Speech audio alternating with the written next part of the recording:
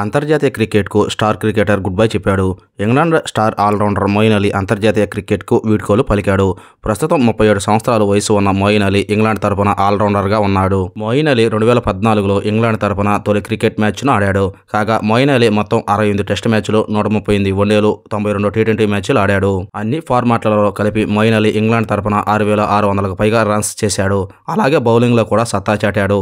360కి పైగా వికెట్లతో రాణించాడు. మొయిన్ అలీ ప్రస్తుతం ఐపీఎల్లో చెన్నై సూపర్ కింగ్స్ తరపున ఆడుతున్నాడు.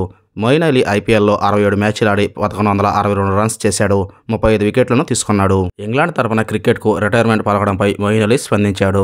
అంతర్జాతీయ క్రికెట్కు ఎందుకు గుడ్ బై చెప్పాడో వివరణ ఇచ్చాడు. హాయ్ క్రికెట్ లవర్స్, ఈ వీడియో కానీ నచ్చితే ఒక లైక్ చేయడం మాత్రం మర్చిపోకండి. అలాగే మొయిన్ అలీ గురించి మీ అభిప్రాయాన్ని కామెంట్ రూపంలో తెలియజేయండి. మొయిన్ అలీ వయసు 37 సంవత్సరాలని చెప్పుకొచ్చాడు.